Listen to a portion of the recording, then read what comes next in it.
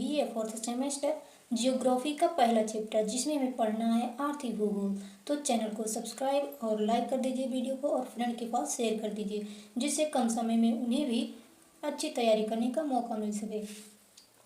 तो इसमें हम पढ़ेंगे आज पहला चैप्टर आर्थिक भूगोल फोर्थ सेमेस्टर। तो चलते हैं हम सीधी अपने पॉइंट पर, ज़्यादा बातें नहीं करेंगे। अगर आप पीडीएफ पाना चाहते हैं तो डिस्क्रिप्शन बॉक्स में टेलीग्राम का लिंक दिया गया है, वहाँ से जाकर आप ज्वाइन कर लीजिए और ज्वाइन करने के बाद टेलीग्राम पर मैसेज कर दीजिए पीडीएफ, वहाँ से आपको पीडीएफ सेंड कर दिया जाएगा। अपनी तैयारी कर लीजिएगा। तो इसमें हमें पहला पॉइंट पढ़ना है विश्व के कृषि प्रदेश। तो विश्व में जितने भी कृषि प्रदेश हैं उनके बारे में पढ़ा जाएगा। कृषि प्रदेश भूमि के वैसे एक विस्तृत क्षेत्र को कहते हैं जिसमें कृषि करने की दशाओं, कंडीशन, विशेषता, फसलों की किस्मों, उनकी उत्पादन विधि व कृषिगत भूमि के उपयोग तथा प्रतिरूप में व्यापक रूप से समानता मिलती है और जो समीपवर्ती क्षेत्रों से विशिष्ट रूप से भिन्न हो। इन तत्वों की समानता प्रायः कृषि प्रदेश में प्रयुक्त यंत्रों, कृषकों के आवास एवं जीवन स्तर से परिलक्षित होती है। दूसरा पॉइंट है हमारा कृषि प्रदेशों के सीमांकन के आधार। कृषि प्रदेशों के सीमांकन के आधार। कृषि प्रदेशों का वर्गीकरण सर्वप्रथम 1936 ईस्वी में डी होयटलिस्ट ने किया था, जिसके लिए उन्होंने निम्नलिखित आधार तत्वों को मानक निकाय माना था, जिसमें यहाँ नीचे दिए गए हैं जो भी इनके मानक निकाय हैं। कृषि, यहाँ पर पहला जो दिया गया कृषि फसलों एवं पशुओं का साहचर्य, कृषि उत्पादन विधियाँ, कृषि में पूंजी, श्रम एवं संगठन आदि के विनियोग। चौथा नंबर है कृषि उत्पादन के उपभोग का स्वरूप। पांचवा नंबर है कृषि कार्य में प्रयुक्त यंत्रों, उपकरणों तथा आवास संबंधी दशाएं। उपयुक्त आधार तत्वों के आधार पर हुइटलेसी ने संसार को निम्नलिखित 13 कृषि प्रदेशों में विभाजित किया था। दूसरा नंबर है यहाँ पर, दूसरा पॉइंट हेडिंग है यहाँ पर व्यापारिक पशुपालन। इस प्रकार की कृषि में पशुपालन का मुख्य उद्देश्य मांस का उत्पादन है। इस कृषि में कृषक जो होते हैं पशुओं के लिए चारा का उत्पादन करता है या प्राकृतिक रूप से चारा मौजूद होते हैं। इस प्रकार की कृषि ब्रिटेन, यूएसए के मक्कापेटो, अर्जेंटीना के पंपास क्षेत्र में की जाती है। तीसरा नंबर है स्थानांतरणशील कृषि। इस प्रकार की कृषि आदिवासी जनजातियां करती हैं, जिसमें एक स्थान से दूसरे स्थान तक स्थानांतरित होती हैं, पेड़ों को काटती हैं, जलाती हैं तथा राख को मिट्टी में मिलाकर जीविकोपार्जन कर हेतु कुछ फसलों का उत्पादन करती हैं, फिर छोड़कर दूसरे स्थान पर चली जाती हैं, जिनकी विशेषताएं निम्नलिखित हैं। तो यहाँ पर इनकी विशेषताएं नीचे दी गई हैं।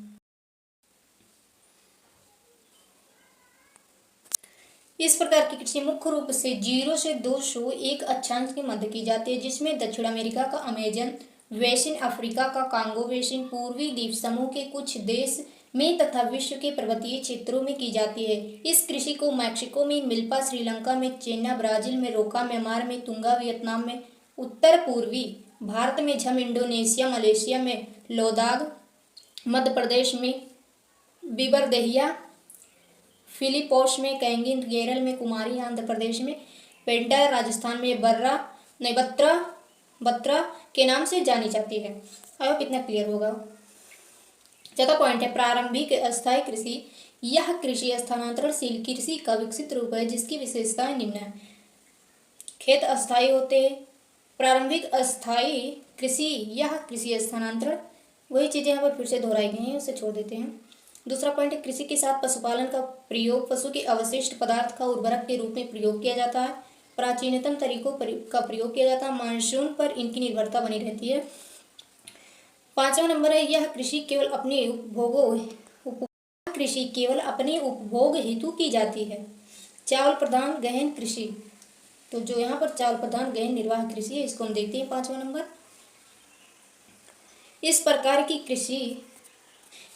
कृषि मुख्य रूप से पूर्वी एशिया तथा दक्षिण पूर्वी एशिया जैसे चीन, Japan, Korea, Bharat, Bangladesh, Myanmar, Pakistan, Indonesia, Malaysia, Philippines के क्षेत्रों में की जाती है। इस कृषि प्रदेश की मुख्य फसल चावल, इसके अतिरिक्त दाल, तिलहन, सब्जियां तथा मोटे अनाज का उत्पादन होता है। इस कृषि प्रदेश की मुख्य विशेषताएं निम्न है।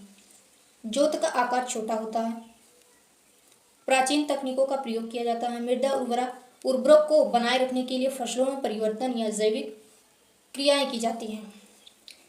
6 नंबर है यहाँ पर चावल विहीन गहन निर्वाह कृषि।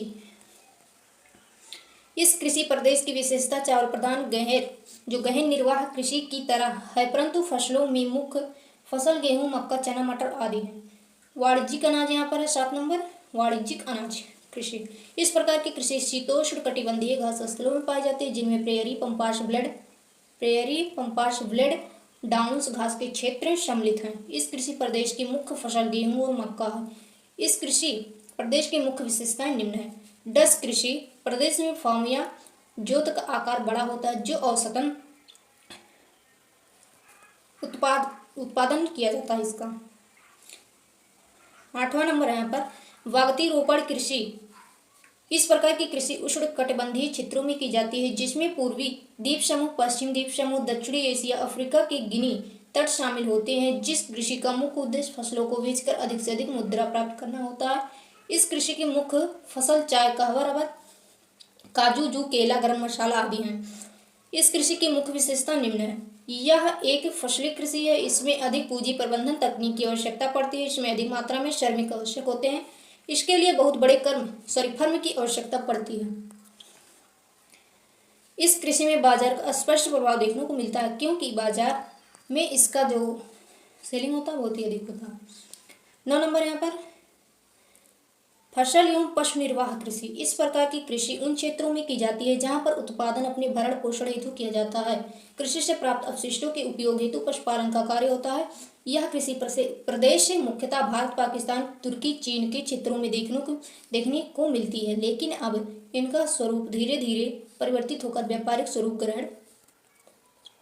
स्वरूप ग्रहण कर रहा है। इनकी विशेषताएं निम्न है। इनमें कृषि फार्म में कुछ पशुओं को रखा जाता है। इनकी देखरेख परिवार के लोगों 1 या 2 श्रमिक होते हैं। पशुपालन का कार्य होता है। यह कृषि प्रदेश मुख्यतः भारत, पाकिस्तान, तुर्की, चीन के क्षेत्रों में देखने को मिलती है, लेकिन अब इनका स्वरूप धीरे धीरे परिवर्तित होकर व्यापारिक स्वरूप ग्रहण कर रहा है। इसकी विशेषता निम्नलिखित है। दोबारा यहाँ पर रिपीट हो गया है। इसमें कृषि फार्म में कुछ पशुओं को रखा जाता है। यहाँ पर हो गया ये भी। नीचे देखते हैं। पशुपालन का उद्देश्य दूध प्राप्त करना होता है। पशुओं से प्राप्त अपशिष्ट पदार्थों को कंपोस्ट के रूप में उपयोग में लाया जाता है। 10 नंबर है यहाँ पर फसल एवं पशु व्यापारिक कृषि। इस प्रकार की कृषि शीतोष्ण कटिबंधीय घास स्थलों में की जाती है, जिनकी मुख्य विशेषताएं हैं निम्न है। इनके फार्म परिवहन सुविधाओं या नगर के समीप होते हैं। अनाज के उत्पादन के साथ साथ बड़े पैमाने पर पशुपालन का कार्य मांस, अंडा, मक्खन हेतु किया जाता है। 11 नंबर है यहाँ पर भूमध्य सागरीय कृषि। इस प्रकार की कृषि 30 से 45 डिग्री अक्षांशीय प्रदेशों में महाद्वीपों के पश्चिम भाग में पाई जाती है, जिनमें भूमध्य सागरीय क्षेत्र प्रदेश, कैलिफोर्निया, चिली, अफ्रीका तथा दक्षिण पश्चिम भाग शामिल है। इस प्रदेश में वर्षा शीतकाल में पछुआ पवनों द्वारा होती है, जिससे शीतकाल में गेहूं, जौ, मक्का, सब्जियों का उत्पादन, जबकि ग्रीष्मकाल में पशुपालन एवं फलों उत्पादन का कार्य होता है। क्या होता है? सर्वाधिक खट्टे फलों के वृक्ष मिलते हैं, इसीलिए